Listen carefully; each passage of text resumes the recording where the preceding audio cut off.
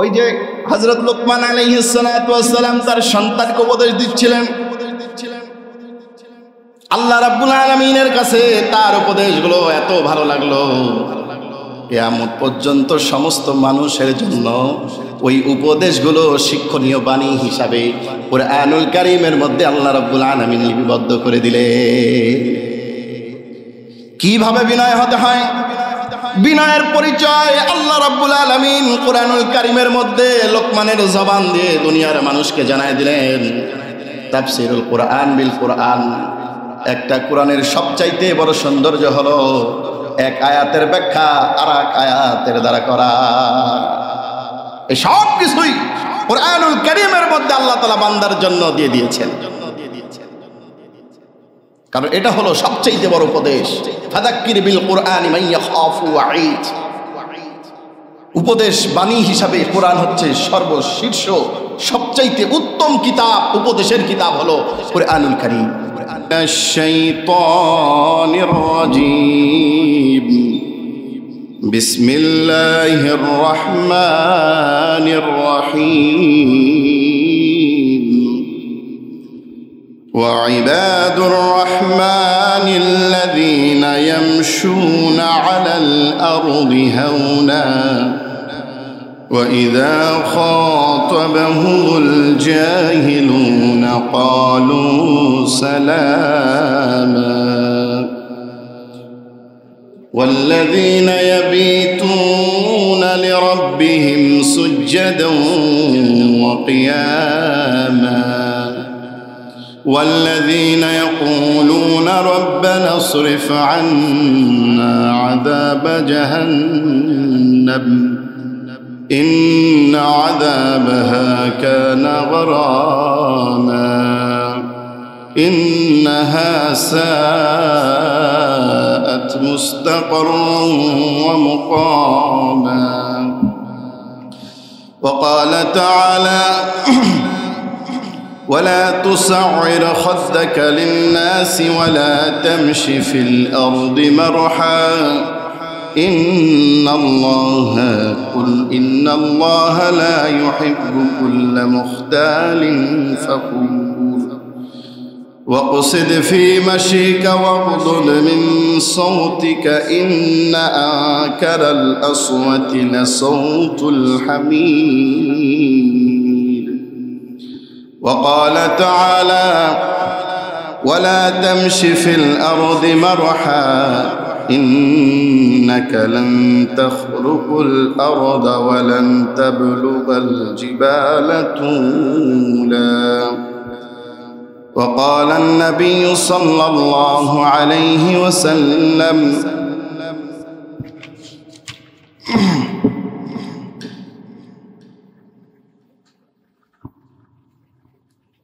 من تواضع لله رفعه الله فهو في نفسه صغير وفي أعين الناس عظيم ومن تكبر ودعه الله فهو في أعين الناس صغير وفي نفسه كبير حتى لهو أهون عليهم من كلب أو خنزير أو كما قال عليه الصلاة والسلام. وقال تعالى في شان حبيبه إن الله وملائكته يصلون على النبي يا أيها الذين آمنوا صلوا عليه وسلموا تسليما. اللهم صل على محمد وعلى آل محمد كما صليت على إبراهيم وعلى آل إبراهيم إنك حميد مجيد. اللهم بارك على محمد وعلى آل محمد كما باركت على إبراهيم وعلى آل إبراهيم إنك حميد مجيد صدقت يا رب العالمين কোনো একদিন এদেশের আকাশে কালিমার পতাকা দুলবে সেদিন সবাই খোদাই বিধান পে দুঃখ বেদনা ভুলবে সেদিন সবাই খোদাই বিধান পে দুঃখ বেদনা ভুলবে কোনো একদিন। আলহামদুলিল্লাহ, আল্লাহ রাব্বুল আলামিনের অশেষ মেহেরবানি এবং শুকরিয়া। আল্লাহ রাব্বুল আলামিন আমাদেরকে পবিত্র জুমার দিনে জুমার সালাত আদায় করার জন্য মসজিদের মধ্যে আউয়াল ওয়াক্তে আসার তৌফিক দান করেছেন, এই জন্য সকলে শুকরিয়া আদায় করছি। জবানটা ছেড়ে দিয়ে সকলে বলছি আলহামদুলিল্লাহ। লক্ষ কোটি দরুদ বর্ষিত হোক আকা নামদার তাজদার মদিনা সরদুয়ারে আলম খাতামুন নবিয়্যিন আহমদ মুস্তফা মুহাম্মদ মুস্তফা নবী মুহাম্মদুর রাসূলুল্লাহ, সকলেই বলি সাল্লাল্লাহু আলাইহি ওয়াসাল্লাম। সম্মানিত হাজিরিন, আজকে একটু ব্যতিক্রম ধর্মী আলোচনা করার চেষ্টা করব। মনোযোগের সঙ্গে কথাগুলি শ্রবণ করতে হবে। হযরত আদম আলাইহিস সালাতু ওয়াস সালাম আল্লাহ রাব্বুল আলামিনের হুকুম অমান্য করেছিলেন। করেছেন না করেন নাই? করেছিলেন। ইবলিস শয়তান সেও আল্লাহ রাব্বুল আলামিনের হুকুম অমান্য করেছিল।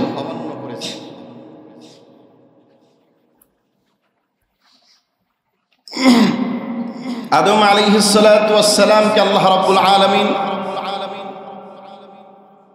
আদেশ করলেন, বললেন وَقُلْنَا يَا آدَمُ اسْكُنْ أَنْتَ وَزَوْجُكَ الْجَنَّةَ وَكُلَا مِنْهَا رَغَدًا حَيْثُ شِئْتُمَا وَلَا تَقْرَبَا هَذِهِ الشَّجَرَةَ فَتَكُونَ مِنَ الظَّالِمِينَ। আল্লাহ রাব্বুল আলামিন আদেশ করলেন, ইয়া আদম উসকুন আনতা ওয়া যাওজুকাল জান্নাহ, হে আদম তুমি এবং তোমার স্ত্রী জান্নাতের মধ্যে বসবাস করো। ওয়া কুলা মিনহা রাগাদান হাইসু শি'তুমা, এবং যেখান থেকে খুশি যত খুশি মন চায় তোমরা খানা পিনা করো, কোনো বাধা নেই, ইচ্ছা মতন খাও, জান্নাতে বসবাস করো, যেখান থেকে খুশি সেখান থেকে খাও। হাইসু শি'তুমা, যেখান থেকে মন চায়। ওয়ালা তাকরাবা হাযিহিশ শাজারা, কিন্তু খবরদার ওই যে একটা গাছ দেখা যায় এই গাছের নিকটে তোমরা যেও না। যেখান থেকে খুশি সেখান থেকেই খাও, কোনো বাধা নাই, কিন্তু খবরদার ওই যে একটা গাছ দেখা যায়, ওয়ালা তাকরাবা, খবরদার নিকটবর্তী হয়ো না, হাযিহিশ শাজারাতা, ওই গাছের নিকট, এই গাছের নিকট। ফাতাকুনা মিনাজ জালিমিন, তাহলে তোমরা জালেমদের অন্তর্ভুক্ত হয়ে যাবে, নিজেদের উপরে তোমরা জুলুম করবে। তো পরবর্তীতে আদম আলাইহিস সালাতু ওয়াস সালাম শয়তানের কুমন্ত্রণায় পড়ে ওই গাছের ফল ভক্ষণ করলেন। পক্ষান্তরে ইবলিসকে আল্লাহ রাব্বুল আলামিন আদমকে বানানোর পরে বললেন, ওয়া ইয কুলনা লিল মালাইকাতি ইসজুদু লি আদম ফাসাজাদু ইল্লা ইবলিস আবা ওয়াস্তাকবারা ওয়া কানা মিনাল কাফিরিন। আল্লাহু আকবার। আল্লাহ রাব্বুল আলামিন যখন আদমকে বানাইলেন, বানানোর পরে বললেন সকল ফেরেশতাদের উদ্দেশ্য করে, তোমরা এই আদমকে সিজদা করো। ফাসাজাদু, সকলেই সিজদা করলো, ইল্লা ইবলিস, কিন্তু শয়তান সিজদা করলো না। পক্ষান্তরে আল্লাহ রাব্বুল আলামিন শয়তানকে জিজ্ঞাসা করলেন, এরে শয়তান, কিসে তোকে আদমকে সিজদা করতে বাধা দিল, যাকে আমি আমার নিজ হাতে বানাইছি?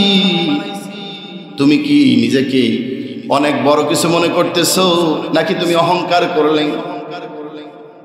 কেন তুমি আদমকে সিজদা করলা না, যাকে আমি নিজের হাতে বানাইলাম?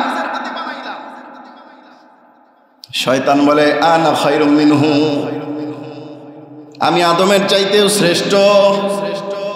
খলাকতানি মিনান নার ওয়া খলাকতাহু মিন তিন, আমাকে বানাইছো আগুন দিয়ে, আর আদমকে বানানো হয়েছে নিছক তুচ্ছ মাটি দিয়ে।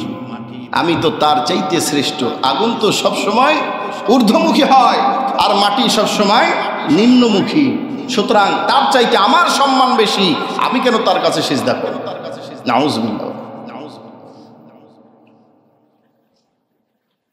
দোনোজন আল্লাহ রব্বুল আলামিনের হুকুম অমান্য করলেন, কিন্তু রব্বুল আলামিন দুইজনের ক্ষেত্রে দুই রকমের ফয়সালা গ্রহণ করেছিলেন। আদম আল্লাহর হুকুম অমান্য করার কারণে তাকে বললেন জালেম, ক্ষতিগ্রস্ত, সে জুলুম করেছে, কিন্তু সে কাফের নয়। কিন্তু ইবলিসের বেলায় বললেন, তুমি কাফের, বের হয়ে যাও, যতদিন পর্যন্ত কিয়ামত হবে না, কিয়ামত পর্যন্ত তোর উপরে আমি আল্লাহর অভিশাপ, লানত। ওয়াকানা মিনাল কাফিরিন, সে কাফের। বুঝার বিষয় আছে না নাই? দুইজনই কিন্তু আল্লাহর হুকুম অমান্য করছে, কিন্তু ফয়সালা দুইজনের ক্ষেত্রে দুই রকম। একজনকে বললেন জালেম, আরেকজনকে বললেন কাফের। যে কাফের সে কোনোদিন জান্নাতে যেতে পারবে না, ওই হালতে তার মৃত্যু হবে, সে জাহান্নামে যাবে। কিন্তু যে জালেম, সে কাফের নয়, সে কোনো কারণে অপরাধী, তার অপরাধ ক্ষমা পাওয়ার যোগ্য, ক্ষমা করে দিলেই সে জান্নাতে যাবে। দুই রকমের ফয়সালা কেন নিলেন আল্লাহ রাব্বুল আলামিন? এটাই হলো বুঝার বিষয়। আজকের আলোচনার মূল লক্ষ্য এবং বস্তু হলো দুইজনের ক্ষেত্রে দুই রকমের ফয়সালা কেন নিলেন, এর থেকে আমাদের শিক্ষণীয় বিষয় কি?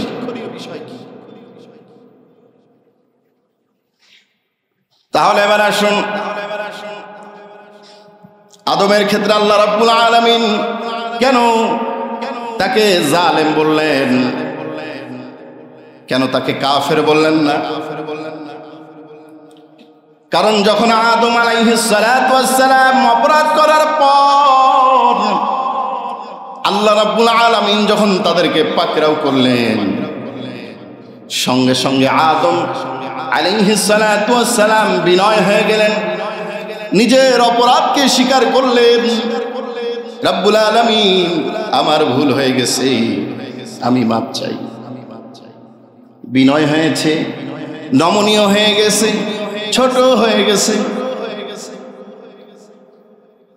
আল্লাহ রাব্বুল আলামিনের কাছে আদম পয়গম্বর আরজি পেশ করলেন, গো মালিক, ফাতালাক্কা আদামু মির রাব্বিহি কালিমাতিন ফাতাবা আলাইহি। ওগো রব্বে কারীম, আমি তো অপরাধ করেছি, আমাকে এমন কিছু বাক্য শিখা দাও যেই বাক্যগুলোর দ্বারা আমি আমার ভুল থেকে তোমার কাছে তওবা করব। ইন্নাহু হুয়াত তাওয়াবুর রহিম, নিশ্চয় আল্লাহ তাআলা উত্তম তওবা কবুলকারী। এই যে অপরাধ করলেন, আল্লাহ তাআলা জিজ্ঞাসা করার সঙ্গে সঙ্গে সে কোনো যুক্তি দেয় নাই, তর্কে যায় নাই, বলে আল্লাহ আমার ভুল হয়ে গেছে, আমি বিনয় হয়ে গেলাম। এখন এই ভুল থেকে পরিত্রাণের জন্য আমাকে কিছু কালেমা শিক্ষা দেন, যেই কালেমার দ্বারা আমি আপনার কাছে তওবা করব। আল্লাহ রাব্বুল আলামিন খুশি হয়ে গেলেন, কালেমা শিখায় দিলেন। কি কালেমাগুলো শিখাই দিয়েছিলেন? কুরআনুল কারীমের মধ্যে বিদ্যমান রয়ে গেছে। আল্লাহ রাব্বুল আলামিন আদম পয়গম্বরকে এমন কিছু বাক্য শিক্ষা দিলেন, যেই বাক্যগুলোর দ্বারা আল্লাহ তাআলা আদম পয়গম্বরের তওবা কবুল করে নিলেন। রব্বানা যালামনা আনফুসানা ওয়া ইল্লাম তাগফির লানা ওয়া তারহামনা লানাকুনান্না মিনাল খাসিরিন। আল্লাহু আকবার। তওবা করদম হর গুনাহ, তওবার খাতিরে আল্লাহ মাফ করো মোর সব গুনাহ। তুমি যদি মাফ না করো মাওলা বান্দারে, তোমার বান্দা যাবে দোজখে। ও রব্বে কারীম, জালামনা আমরা জুলুম করেছি, আনফুসানা আমাদের নিজেদের উপরে আমরা জুলুম করে ফেলেছি। ওয়া ইল্লাম তাগফির লানা, এখন যদি আপনি আমাদেরকে ক্ষমা না করেন, ওয়া তারহামনা আমাদের উপরে যদি আপনি রহম না করেন, লানাকুনান্না মিনাল খাসিরিন, তাহলে আমরা সবচাইতে বড় ক্ষতিগ্রস্ত হয়ে যাব। আপনি আমাদেরকে মাফ করে দিন, আমাদের উপরে রহম করো। এই বাক্য আল্লাহ তাআলা শিখাই দিলেন। পড়ো, বান্দা যখনই গুনাহ করবে, যখনই আল্লাহ তাআলার নাফরমানি করবে, 2 রাকাত নামাজ পড়ে 2টা হাত উঁচু করে আল্লাহ রাব্বুল আলামিনের কাছে এই বাক্যগুলোর দ্বারা আল্লাহর কাছে ক্রন্দন করবে, কান্নাকাটি করবে। আল্লাহ তাআলা শিখায় দিলেন। আর এই পদ্ধতিতে আদম পয়গম্বরের তাওবাকে আল্লাহ তাআলা কবুল করে তাকে মাফ করে দিলেন। সুবহানাল্লাহ। এই জন্য আল্লাহ রাব্বুল আলামিন তার ব্যাপারে কঠিন সিদ্ধান্ত গ্রহণ করলেন না। যেহেতু অপরাধ করেছে, জুলুম করেছে, বিনয় হয়েছে, বিনয়ের কারণে আল্লাহ তাআলা তাকে মাফ করে দিলেন। আর যে বান্দা বিনয়ী হয়, এই বান্দাকে আল্লাহ তাআলা বেশি ভালোবাসেন।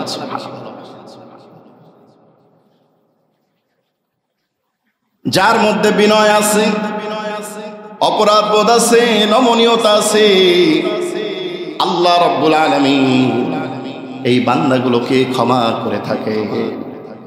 সূরাতুল ফুরকানের 63 নম্বর আয়াতের মধ্যে আল্লাহ রাব্বুল আলামিন বলেন, ওয়া ইবাদুর রহমানিল্লাযীনা ইয়ামশুনা আলাল আরদি হাওনা ওয়া ইযা খাতাবাহুমুল জাহিলুনা ক্বালু সালামা। ওয়া ইবাদুর রহমান, রহমানের প্রিয় বান্দা হলো তারা, আল্লাযীনা ইয়ামশুনা আলাল আরদি হাওনা, যারা দুনিয়ার জমিনে চলার পথে উঠা বসায় সর্বক্ষেত্রে বিনয়ের পরিচয় দান করে। সুবহানাল্লাহ। আমরা কি রহমানের প্রিয় বান্দা হতে চাই কি চাই না? প্রথম শর্ত আল্লাহ রাব্বুল আলামিন দিলেন, যারা রহমানের প্রিয় বান্দা হতে চাও, দুনিয়ার জমিনে চলাফেরার পথে, চলাফেরার সময়, উঠা বসা, লেনদেন, মুআমালাত, মুআশারাত, সর্বক্ষেত্রে হাওনা, তারা বিনয়ের পরিচয় দান করবে। সুবহানাল্লাহ। বিনয় কাকে বলে? যার ভেতরে অহংকার থাকে না, দাম্ভিকতা থাকে না, রিয়া তাকাব্বুর থাকে না।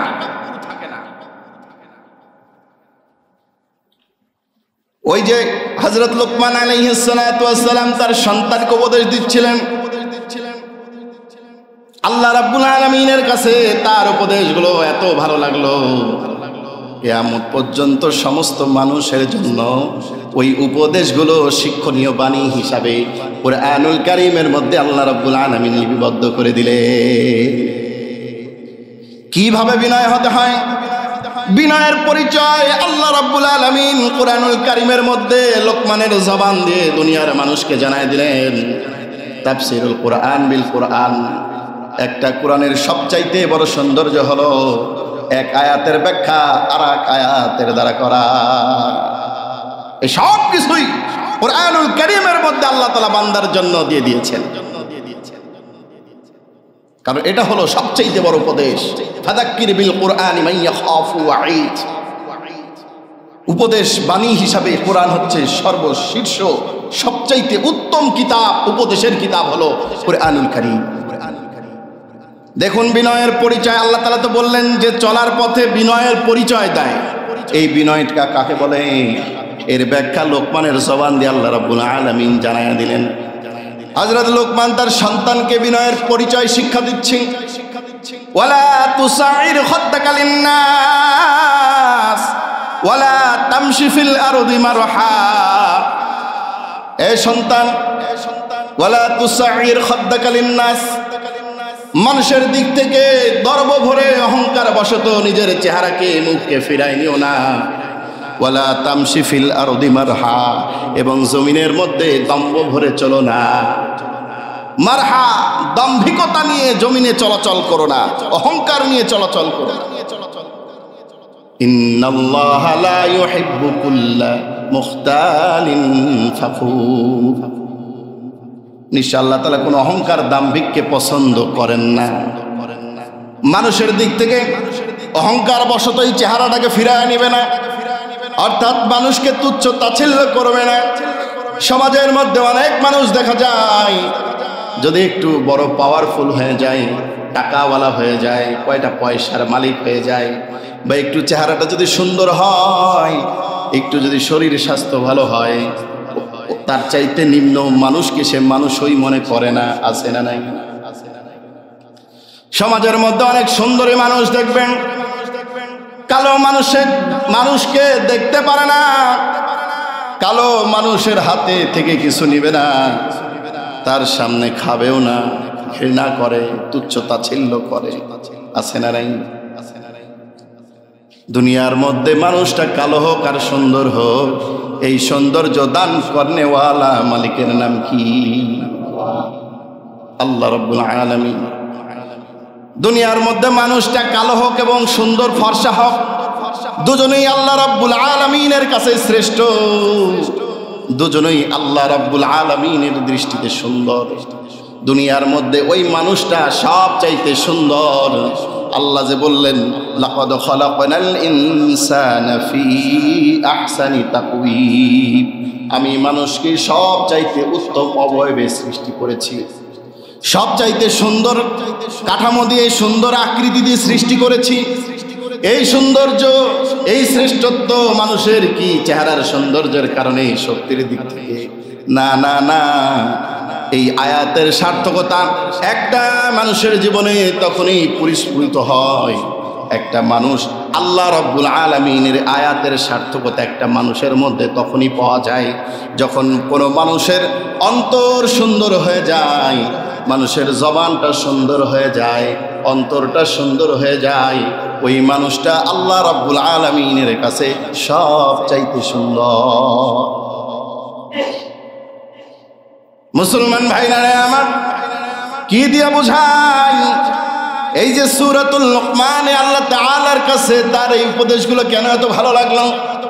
হযরত লুকমান হাকিম আলাইহিস সালাতু ওয়াস সালাম কোনো বড় বংশীয় মর্যাদা সম্পন্ন কোনো ব্যক্তি ছিলেন না, কোনো সম্পদওয়ালা ছিলেন না, সৌন্দর্যের দিক থেকেও কোনো বিশ্ব সুন্দরও ছিলেন না, তিনি কোনো উচ্চ বংশীয় কোনো মানুষ ছিলেন না। তিনি ছিলেন ইথিওপিয়ান, তিনি একটা ছোট্ট বেটে মানুষ, তিনি ছিলেন অত্যন্ত কুৎসিত মানুষ, তিনি ছিলেন নিম্ন বংশীয় একজন গোলাম, একজন চাকর। আল্লাহু আকবার বলেন। কিন্তু আল্লাহ রাব্বুল আলামিন তাকে এত মেধা দান করেছিলেন, এত জ্ঞান দান করেছিলেন। এই লোকমানের তাফসীর খুলে দেখবেন, ওই জামানায় যখন তিনি বক্তব্য দিতেন, বড় বড় আলেম, বড় বড় জ্ঞানী বিদ্বানেরা ছাত্রের মতো বসে বসে তারা নসিহত শুনত। হযরত লোকমান হাকিম আলাইহিস সালাতু ওয়াস সালামের মনিব একদিন লোকমানকে ডাক দিয়ে বলতেছে, লোকমান, একটা ছাগল জবাই করো, ওই ছাগলের 2 টুকরা গোশত আমার সবচাইতে দামি মূল্যবান, 2 টুকরা উত্তম গোশত আমার সামনে নিয়ে এসো। হযরত লোকমান হাকিম আলাইহিস সালাতু ওয়াস সালাম একটা ছাগল জবাই করলেন। ওই ছাগলের কলব এবং জিহ্বাটা একটা পাত্রে করে নিয়ে মালিকের সামনে উপস্থিত করলেন। মালিক বললেন, লোকমান, আর একটা ছাগল জবাই করো। এই ছাগলের সবচাইতে নিকৃষ্ট 2 টুকরা গোশত আমার সামনে উপস্থিত করো। হযরত লোকমান হাকিম আরেকটা ছাগল জবাই করলেন। ছাগল জবাই করার পর ওই ছাগলের জিহ্বা এবং কলবটাও আবার মনিবের সামনে উপস্থিত করলেন। মনিব ডাক দিয়ে বলেন, লোকমান, যখন তোমাকে সবচাইতে মূল্যবান 2 টুকরা গোশত আনতে বললাম, তুমি জিহ্বা এবং কলবটা নিয়ে আসলে, হাড়টা নিয়ে আসলে। আবার যখন বললাম নিকৃষ্ট 2 টুকরা গোশত নিয়ে আসার জন্য, তখনও তুমি কলব এবং জিহ্বাটা নিয়ে আসলা। কারণটা কি? কারণটা কি? একই জিনিস বারবার নিয়ে আসলা। ভালো যখন বললাম তখনও একই জিনিস, খারাপ যখন বললাম তখনও একই জিনিস। হযরত লোকমান হাকিম ডাক দিয়ে বলে, মালিক, ও মনিব আমার, একটা মানুষের জবান এবং কলবটা যদি ভালো হয়ে যায়, ওই মানুষটা হয় দুনিয়ার মধ্যে সবচাইতে সুন্দর, শ্রেষ্ঠ। আর কোনো মানুষের যদি কলব এবং জিহ্বাটা খারাপ হয়ে যায়, ওই মানুষটা হয় দুনিয়ার মধ্যে সবচাইতে নিকৃষ্ট। আল্লাহর নবী হাদিসের মধ্যে বলেন, মানুষের ভেতরে এমন একটা টুকরা গোশত আছে, ইজা সলুহাত সলুহাল জাসাদু কুল্লুহু ওয়া ইজা ফাসাদাত ফাসাদাল জাসাদু কুল্লুহু আলা ওয়াহিয়াল কলব। আল্লাহু আকবার বলেন। এমন এক টুকরা গোশত আছে, যদি এই গোশতটা ভালো হয়ে যায়, পুরা আপাত মস্তকটা ভালো হয়ে যায়। আর যদি ওই গোশতের টুকরাটা খারাপ হয়ে যায়, মানুষের আপাত মস্তক তার খারাপ হয়ে যায়। আলা ওয়াহিয়াল কলব, আর ওই গোশতের টুকরাটার নাম হলো কলব। হযরত লুকমান এই কথা বলেছেন ১৫০০ বছর আগের নবী যেই কথা বলেছেন, তারও 1000 বছর আগে লোকমান তার জবান দিয়ে এই কথাগুলো, তার উপদেশগুলো তার সন্তানকে দিয়েছেন। আল্লাহর কাছে এটা এতই ভালো লাগছে এই উপদেশগুলো, যেটা কিয়ামত পর্যন্ত সকল বান্দার জন্য শিক্ষণীয় উপদেশ হিসাবে আল্লাহ তাআলা কুরআনুল কারীমের মধ্যে লিপিবদ্ধ করে রাখেন। সুবহানাল্লাহ। সেই লোকমান সন্তানকে উপদেশ দিচ্ছে, ওয়ালা তুসাহির খাত্তাকালিন নাস, খবরদার অহংকার বশত মানুষের দিক থেকে মুখ ফিরায় নিও না। ওয়ালা তামশি ফিল আরদি মারহা, জমিনে অহংকার বশত দাম্ভিকতা দেখিয়ে চলো না। বর্তমান সমাজের মধ্যে অনেক যুবককে দেখা যায় দাম্ভিকতা, অহংকার নিয়ে এমন ভাবে চলে, মনে হয় গোটা রাস্তাটা তার বাপের পৈতৃক ভিটা। ঠিক কিনা? হঠাৎ করে যদি কোনো মুরব্বীর সঙ্গে ধাক্কা লেগে যায়, চোখ বাইর করে দেখো, মুরব্বী বাড়ি কই, চোখে দেখেন না? আছে না নাই? এটা বিনয়ের পরিচয় নয়। আল্লাহ রাব্বুল আলামিন বলেন, রোডে চলার সময় বিনয়ের পরিচয় দিবে। বিনয় মানে রাস্তায় এমন ভাবে চলবে, কিভাবে জমিনে চলার সময় আপনার বিনয়ের পরিচয় পাবেন। এই বিনয় বান্দার পরিচয় আল্লাহ রাব্বুল আলামিনের হাবিব হাদিসের মধ্যে তার ব্যাখ্যাও দিয়ে দিয়েছেন। সুবহানাল্লাহ। সহিহুল বুখারীর মধ্যে 2465 নম্বর হাদিসের মধ্যে জমিনের মধ্যে চলার ক্ষেত্রে বান্দা কিভাবে বিনয়ের পরিচয় দেবে, রাহমাতুল লিল আলামিন এই ব্যাখ্যাটা সাহাবাদের মাধ্যমে মানুষকে জানাই দিয়েছেন। عن أبي سعيد الخدري رضي الله عنه عن النبي صلى الله عليه وسلم قال إياكم والجلوس على الطرقات। আল্লাহর নবী একদিন দেখলেন সাহাবারা রাস্তার মধ্যে দাঁড়ায় গল্প গুজব করতেছে। আল্লাহর নবী ডাক দিয়ে বললেন, ও আমার সাহাবারা, ইয়্যাকুম ওয়াল জুলুস আলা তুরকাত, তোমরা রাস্তার মধ্যে বসার থেকে বিরত থাকো। খবরদার রাস্তায় বসে, যে আমরা অনেক সময় রাস্তার মধ্যে 10 জন 5 জন দাঁড়ায় গল্প গুজব করি কি করি না, রাস্তা বন্ধ করে দিয়ে। তো রসুল এটা দেখার পর সাহাবারাও করছেন 1500 বছর আগে। তো রসুল এটা দেখে বললেন, খবরদার রাস্তায় বসার থেকে তোমরা বিরত থাকো। ফাকালু মা লানা বুদ্দুন, সাহাবারা রাসূল, ইয়া রাসূলুল্লাহ, এছাড়া তো আমাদের আর কোনো উপায় নাই, রাস্তায় বসা ছাড়া তো আমাদের আর কোনো উপায় নাই। ইন্নামা হিয়া মাজালিসুনা নাতাহাদ্দাসু ফিহা, আমরা অধিকাংশ সময় আমাদের প্রয়োজনীয় কথাবার্তা কাজকর্ম রাস্তার মধ্যেই সেরে থাকি। রাস্তায় যদি বসার থেকে বিরত থাকি তাহলে কিভাবে আমরা রাস্তায় আমাদের কর্মগুলো আমরা কিভাবে সম্পাদন করব?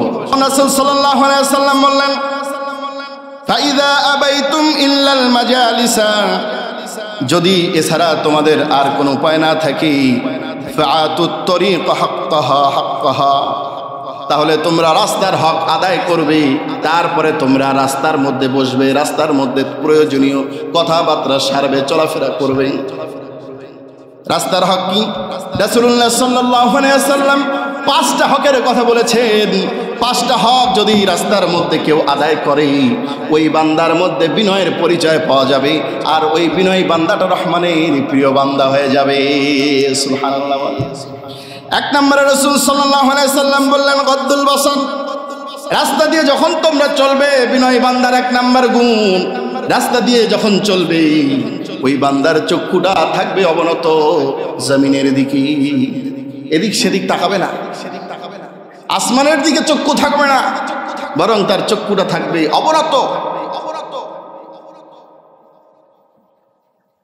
ওয়াকাফুল আদা, 2 নম্বর গুণ, যখন রাস্তা দিয়ে চলবে, রাস্তায় যদি কোনো কষ্টদায়ক বস্তু পড়ে থাকে, রাস্তায় যদি চলার পথে এমন কোনো জিনিস পড়ে থাকে যার দ্বারা মানুষের চলাচলে বিঘ্নতা ঘটে, ওই বান্দার 2 নম্বর বিনয়ী বান্দার গুণ হবে রাস্তা থেকে কষ্টদায়ক বস্তু সরাইয়া দেবে। সুবহানাল্লাহ।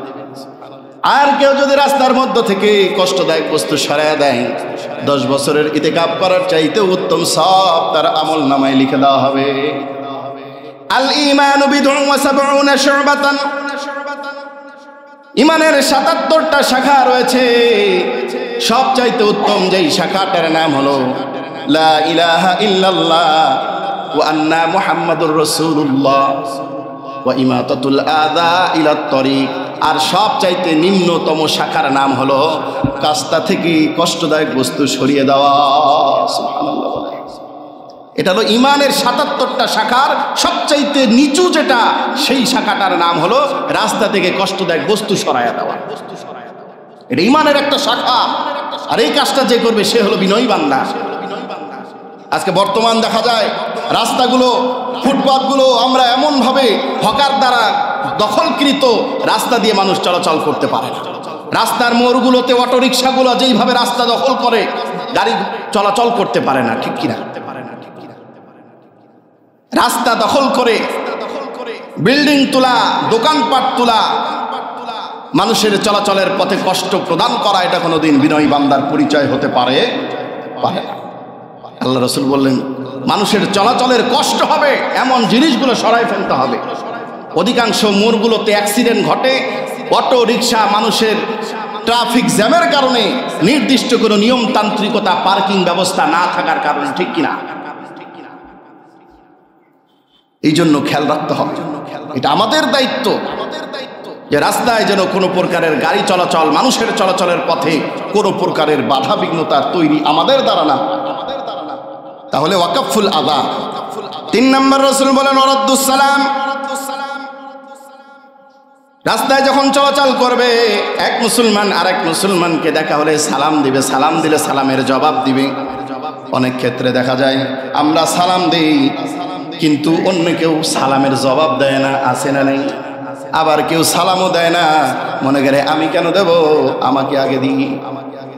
আগে আগে যে সালাম দিবি, আল্লাহর নবী বলেন আগে আগে যে ব্যক্তি সালাম দেয় সেই অহংকার থেকে মুক্ত, তার মধ্যে কোনো অহংকার থাকে না। আর যার মধ্যে কোনো অহংকার থাকে না সেই বান্দা হয় বিনয়ী। 3 নম্বর তাহলে রাসূল বললেন সালাম দেবে, সালামের জবাব দিবে। সালাম দেওয়া সুন্নাহ, সালামের জবাব দেওয়া হলো ওয়াজিব। কেউ যদি আপনাকে জোরে সালাম দেয় তার উত্তরটা জোরে শোনায় দেওয়াটাই হলো সুন্নত। আপনাকে জোরে বললো আসসালামু আলাইকুম, আপনি ইশারায় উত্তর নেই, আমরা মনে মনে নেই, সালামের জবাব দিল কি দিল না বুঝলো না, পরে হয় সমালোচনা, সালাম দিলাম বেটা সালামই দিল না, জবাব দিল না, আছে না নেই? এই জন্য জোরে সালাম দিলেন তাকে শোনায়া সালামের জবাবটা দেওয়া হলো আদব, সুন্নাহ। পারবো তো ইনশাল্লাহ? আমরা আগে আগে সালাম দিব, কেউ যদি জোরে সালাম দেয় আমরা সালামের জবাব তার চাইতে একটু বেশি দেওয়ার চেষ্টা করব। কেউ যদি বলে আসসালামু আলাইকুম, আমি তার উত্তরে বলবো ওয়া আলাইকুম আসসালাম ওয়া রাহমাতুল্লাহি ওয়া বারাকাতুহু। 10টা নেকি আল্লাহ তাআলা আপনার আমলনামায় বেশি দান করবেন, সুবহানাল্লাহ। 4 নম্বর রাসূল বললেন ওয়া আমরুম বিল মারুফ, রাস্তায় চলার পথে কোনো অন্যায় দেখলে বাধা দেবে, সৎ কাজের আদেশ করবে, ভালো কাজের আদেশ করবে। বান্দা আজান হয়ে গেছে, মসজিদে নামাজের জন্য আসতেছি, রাস্তায় মাঠে যুবকেরা খেলাধুলা করে, গল্প গুজব করে, আড্ডা দেয়, বান্দার দায়িত্ব হলো ভালো কাজের আদেশ করা। ভাই চলো আজান হলো নামাজের সময়, আমি তো মসজিদে যাচ্ছি, চলো তোমরাও চলো নামাজটা একসঙ্গে আদায় করি। এতটুকুনি বললে কি কষ্ট হবে নাকি? কেউ কি পিটা দিব, মারবে? কেউ কি শত্রু হবে? তাহলে কেন আমরা এটা বলতে পারি না? নিজে চলে আসতেছি, দেখতেছি, অথচ এতটুকু শব্দ মুখ দিয়ে বের হয় না আমাদের। ভাই চলেন নামাজটা পড়তে চাই। সে আসুক বা না আসুক, আপনার দায়িত্ব, বলেন ভালো কাজের আদেশ করেন, এটা আপনার প্রতি দায়িত্ব, রাস্তার হক আপনার, আপনি রাস্তা দিয়ে আসতেছেন। আল্লাহ রাসূল বলতেছে ওয়ামরু বিল মারুফ, সৎ কাজের আদেশ করো। আপনি বললেন না হাসরের মাঠে এর জন্য আল্লাহর কাছে জবাবদিহিতা করতে, কেন বলো নাই? কেন বললে না? ভালো কাজের আদেশ করতে থাকতে হবে, ওয়া নাহিয়ুন আনিল মুনকার, এবং অসৎ কাজ দেখলে, অন্যায় দেখলে বাধা প্রদান করতে হবে, পালিয়ে যাওয়া চলবে না। আপনি অন্যায় দেখে যা করছে করুক, আমি ভাই এখানে কিছু বলে মার খেতে রাজি নেই, এটা ইসলাম আপনাকে শিক্ষা দেয় নাই। অন্যায়ের প্রতিবাদ করা ফরজ, যদি আপনার ভেতরে ঈমান থেকে থাকে।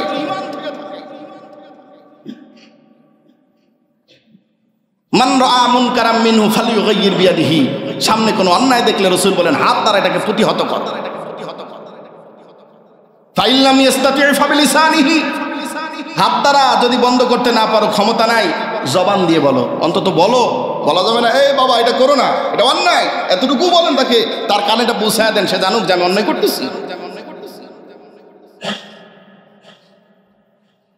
ফাইন লাম ইস্তাতি' ফাবিকলবিহি, যদি জবান দাও বলার সম্ভাবনা না থাকে, অনেক সময় বলতে গেলেই মার খাবে, তো সেই পরিবেশ আল্লাহর রহমতে আর নাই। এখন হক কথা উচ্চ স্বরে নির্দ্বিধায় নির্ভয়ে বলার পরিবেশ আল্লাহ তাআলা করে দিয়েছেন, ঠিক কিনা? এখন আর এই হাদিস যে 3 নম্বর স্তর, বলতে না পারলে অন্তরে ঘৃণা করবে, ওই স্তর আর নাই। এই স্তরের নাম হলো ওয়াযালিকা আদআফুল ঈমান, এটা হলো ঈমানের সর্বনিম্ন শাখা, একদম সর্বনিম্ন স্তর। এত নিম্ন স্তরে ঈমানদার হতে আমরা রাজি নই, ঠিক কিনা? প্রতিবাদ করতে হবে, এটা আল্লাহর পক্ষ থেকে আদেশ। এই 5টা হক যারা আদায় করবে রাস্তায় চলার পথে, আল্লাহর নবী বলেন রাস্তার হক এই 5টা আদায় করলেই এই বান্দা হলো বিনয়ী। আর এই 5টা হক যারা আদায় করে, আল্লাহ রাব্বুল আলামিন বলেন জমিনের মধ্যে চলার পথে ওই বান্দার মধ্যে দিয়ে বিনয়ের প্রকাশ পেয়ে যাবে। অহংকার বশত জমিনের মধ্যে চলা যাবে না। ওয়ালা তামশি ফিল আরদি মারহা ইন্নাকা লান তাখরুকুল আরদা ওয়া লান তাবলুগাল জিবালা তুলা। আল্লাহ রাব্বুল আলামিন সূরা বানী ইসরাঈলের 37 নম্বর আয়াতের মধ্যে বলেন জমিনের মধ্যে অহংকার নিয়ে চলো না, দাম্ভিকতা নিয়ে চলো না, কারণ তুমি এই জমিনটা ফেরে নিচে ঢুকে যেতে পারবে না। আপনার কি ক্ষমতা আছে নাকি জমিন ফেরে নিচে যেতে পারবে না, জমিনকে ফেরেও ফেলতে পারবে না। ওয়ালান তাবলুগাল জিবালা তুলা, আবার তুমি একেবারে পাহাড় পরিমাণ উচ্চতায়ও উঠে যেতে পারবে না। মধ্যম পন্থা অবলম্বন করে চলবে। বিনয়ী বান্দা যদি কেউ হতে চায়, আল্লাহ রাব্বুল আলামিনের প্রিয় বান্দা হতে চায়, অবশ্যই তাকে বিনয়ের পরিচয় দিতে হবে। আর এই বিনয়ের ব্যাখ্যা লোকমান হাকিম তার সন্তানকে দিলেন, খবরদার মানুষের সঙ্গে অহংকার করবে না, মানুষকে তুচ্ছ তাচ্ছিল্য করবে না। ওয়াকসিদ ফি মাশাইকা ওয়াগদুদ মিন সাউতিকা ইন্না আনকারাল আসওয়াতি লাসাউতুল হামিদ। এরপরে লোকমান তার সন্তানকে বলতেছেন ওয়াকসিদ ফি মাশাইকা, তোমার চলার পথে ভারসাম্য বজায় রেখে চলো, চলার পথে ভারসাম্য বজায় রেখে চলতে হবে। সমাজের মধ্যে চলতে গেলে সবাইকেই নিয়েই চলতে হবে, এককভাবে একরকমই ভাবে কাউকে ত্যাগ করে কোনোদিন চলা যায় না। আল্লাহ তাআলা বলেন তোমরা যে শ্রেষ্ঠ জাতি, উখরিজাত লিন্নাস, মানুষের কল্যাণের জন্যই তো তোমাদেরকে বানাইলাম। সুতরাং সমাজে বাস করতে গেলে সকল মানুষকে নিয়ে সহযোগিতার মাধ্যমে চলতে হবে, ভারসাম্য রেখে চলতে হবে। কাউকে বাদ দিয়ে এককভাবে চলবো, তুচ্ছ তাচ্ছিল্য করে চলবো, এটা করা যাবে যাবে না। চলার মধ্যে ভারসাম্য বজায় রাখো। যোগ্য ব্যক্তির যোগ্য সম্মান দিতে হবে, যার যেই পরিমাণের সম্মান তাকে সেই সম্মান দিতে হবে। বড়দেরকে সম্মান দিতে হবে, ছোটদেরকে স্নেহ করতে হবে, আলেম ওলামাদেরকে তাজিম করতে হবে, মুরব্বীদেরকে খেদমত করতে হবে। এটা হলো ভারসাম্য জমিনে চলার ক্ষেত্রে। কিন্তু আজকের সমাজে দেখা যায় সম্মান বোধ আজকে উঠে গেছে, মুরব্বীদেরকেও সম্মান করে না, ছোটরা বড়দেরকেও সম্মান করে না, ঠিক কিনা? একটা সময় দেখেছি আমরা, যখন আমরা ছাত্র ছিলাম, রাস্তায় যখন হুজুর আলেম ওলামা কোনো মুরব্বীরা যাইতো, যুবক পোলাপানদেরকে দেখতাম যদি সিগারেট ধরাইছে বা কোনো খারাপ কাজ করছে, দেখা মাত্র ফালায়া যে কই লুকাবে তার কোনো ঠিক নাই। আর এখন সমাজ দেখি পুরা উল্টা, আলেম কি আর মুরব্বী কি বাপ কি সামনেই সিগারেট ধরাই দিতেছে। হায়া শরম লজ্জা সব কিছু আজকের যুবকেরা বেজে খাইল। এটা তো ইসলাম শিক্ষা দেয় নাই। লোকমান হাকিম তার সন্তানকে শিক্ষা দিতেছেন, তোমার চলার পথের ভারসাম্য বজায় রাখো। যোগ্য মানি ব্যক্তির মান রক্ষা করা ইমানি দায়িত্ব, যোগ্য ব্যক্তির যোগ্য সম্মান দেওয়া এটা ইমানি দায়িত্ব। ওয়াকসুদ ফি মাশিকা ওয়াগদুদ মিন সাউতিকা, এবং তোমার আওয়াজটাকে নিচু করো, আওয়াজ বড় করো না, উচ্চ আওয়াজ, জোরে চিল্লাচিল্লি করো না, আওয়াজকে উঁচু করো না। ইন্না আনকারাল আসওয়াতি লাসাউতুল হামির, অধিক কণ্ঠস্বর। সমাজের মধ্যে কিছু মানুষ আছে কথায় কথায় চটাং চটাং রাগ দেখায়, মানে নরম কণ্ঠই নাই, কথা বললেই শুধু গরম। আছে না? ভালো কথা বললেও রাগে, খারাপ কথা বললেও রাগে, চিল্লায় চিল্লায় কথা বলে। আল্লাহ রাব্বুল আলামিন লোকমানের জবান দিয়ে বলতেছেন, খবরদার, অধিক আওয়াজ এটা ভালো না। আওয়াজকে যত নিচু করবে বিনয়টা তত বেশি হবে। ইন্না আনকারাল আসওয়াতি লাসাউতুল হামির, নিশ্চয় অধিক কণ্ঠস্বর এটা হলো গাধার কণ্ঠস্বর। গাধা দেখবেন বুঝা হোক না বুঝা হোক খালি চিল্লায়, আর গাধার আওয়াজের মধ্যে কোনো মাধুর্যতা নাই, কোনো মায়া নাই। আছে নাকি? কর্কশ কণ্ঠ হলো গাধার কণ্ঠ। আর আল্লাহ তাআলা বলেন অধিক কণ্ঠস্বর যাদের, এই ব্যক্তিগুলো হলো গাধার মতো। নাউজুবিল্লাহ। সুতরাং বিনয় বান্দা হতে গেলে অবশ্যই আমাদেরকে আমাদের বিনয়, আমাদের চলাফেরা, আমাদের মান সম্মান, আমাদের অহংকার, দাম্ভিকতা, তাকাব্বুর, এই সব কিছুকে কোরবানি দেওয়া লাগবে। কারণ যারা কোরবানি দিতে পারে না, যারা বিনয় প্রকাশ করতে পারে না, অহংকার করে চলে, জমিনের মধ্যে কত অহংকার দাম্ভিককে আল্লাহ রাব্বুল আলামিন ধ্বংস করে দিলেন, তার কোনো খবর নেই। মিশকাত শরীফের মধ্যে একটি হাদিস আছে, হযরত ওমর ইবনুল খাত্তাব রাদিয়াল্লাহু তাআলা আনহু থেকে বর্ণিত, ওয়া হুয়া আলা মিনবারিন ইয়া আইয়ুহান নাস, হযরত ওমর রাদিয়াল্লাহু তাআলা আনহু মিম্বারের মধ্যে দাঁড়ায় বলেন, হে দুনিয়ার মানুষ, তাওয়াদাউ, তোমরা বিনয় হও, নিচু হয়ে যাও, ছোট হয়ে যাও। ফাইন্নী সামি'তু রাসূলুল্লাহি সাল্লাল্লাহু আলাইহি ওয়াসাল্লাম ইয়াকুল, কারণ আমি রাসূলকে বলতে শুনেছি, তিনি বলেছেন, মান তাওয়াদা লিল্লাহি ফাকাদ রাফাআহুল্লাহ, যেই বান্দা আল্লাহর জন্য নিচু হয়ে যায়, ছোট হয়ে যায়, আল্লাহ রাব্বুল আলামিন তার সম্মানকে, তার মর্যাদাকে বৃদ্ধি করে দেয়। সুবহানাল্লাহ। ফাহুয়া ফি নাফসিহি সাগীরুন, সে নিজেকে খুব ছোট মনে করে, নিজেকে খুব ছোট মনে করে, মানুষের মধ্যে নিজেকে সবচাইতে নগণ্য মনে করে। আমার চাইতে মূর্খ নাদান দুনিয়াতে আর কেউ নাই। যে নিচু হয়, বিনয় হয়, সেই বান্দা বলে আমি সবচাইতে ছোট, আমার কোনো ইলম নাই, আমার কোনো জ্ঞান নাই। ওয়াফি আয়ুনিন নাসি আজিমুন, আর আল্লাহ রাব্বুল আলামিন মানুষের দৃষ্টিতে তাকে মহান বানায়া দেন। সুবহানাল্লাহ। ওয়ামান তাকাব্বারা ওয়াদাহুল্লাহ, আর যেই বান্দা অহংকার করে, তাকাব্বুর করে, ওয়াদাহুল্লাহ, আল্লাহ রাব্বুল আলামিন তাকে ধ্বংস করে দেন, হেয় করে দেন, মানুষের কাছে তাকে হেয় প্রতিপন্ন করে দেন। ওয়াফি নাফসিহি কাবীরুন, সে মানুষের মাঝে মনে করে আমি বিশাল বড় বক্তা, আমি তো অনেক কিছু, আমার চাইতে বড় কে আছে? আছে না নাই? নিজের ঢোল নিজেই পিটায়, আছে না? হাত্তা লাহুয়া আহওয়ানুন আলাইহিম, আর আল্লাহ রাব্বুল আলামিন মানুষের চোখে তাকে জানোয়ারের চাইতেও নিকৃষ্ট বানায় দেন। নাউজুবিল্লাহ বলেন। মিন কালবিন আও খিনজিরিন, এমনকি তাকে শুকুর এবং কুকুরের চাইতেও নিকৃষ্ট মানুষের কাছে বানায় দেয়। নাউজুবিল্লাহ বলেন। আছে না এরকম কত মানুষ? বুখারী শরীফের মধ্যে একটা হাদিসে রাসূলুল্লাহ সাল্লাল্লাহু আলাইহি ওয়াসাল্লাম বলছেন যে একজন ব্যক্তি একজোড়া নতুন পোশাক, জাঁকজমকপূর্ণ পোশাক পরে রাস্তা দিয়ে খুব অহংকার নিয়ে চলতেছে, তার জমকালো চুলগুলোকে চিরুনি করা এগুলো নিয়ে সে খুব অহংকার বশত রাস্তা দিয়ে যেতেছে। তারপরে আমায় তো মুশানি অন্যরকম। আছে না সমাজের মধ্যে কিছু যুবক? তো আল্লাহ রাব্বুল আলামিন তাকে জমিনের মধ্যে ধসায় দিলেন, সঙ্গে সঙ্গে কিয়ামত পর্যন্ত সে জমিনের নিচে ধসতেই থাকবে। নাউজুবিল্লাহ। এজন্য মুসলমান আসুন, এই রহমানের প্রিয় বান্দার বিশাল ব্যাখ্যা অল্প সময়ে এটার ব্যাখ্যা দেওয়া সম্ভব নয়। এটাতে একটা আয়াত নিয়ে কেবল শুরু করেছিলাম যে বিনয়ী বান্দার পরিচয়, যে নিজেকে ছোট মনে করে আল্লাহ রাব্বুল আলামিন মানুষের দৃষ্টিতে তাকে বড় বানায়া দেন। অহংকার, দাম্ভিকতা এগুলো ছেড়ে নিজেকে ছোট মনে করে সকলের সঙ্গে মিলেমিশে আমাদেরকে চলতে হবে, তবেই আমরা রহমানের প্রিয় বান্দা হতে পারবো। আল্লাহ তাআলা যেন আমাদেরকে সেই বিনয় অর্জন করার তৌফিক দান করেন। আমরা সকলে বলতেছি আমিন। ওয়া আখিরু দাওয়ানা আলহামদুলিল্লাহি রাব্বিল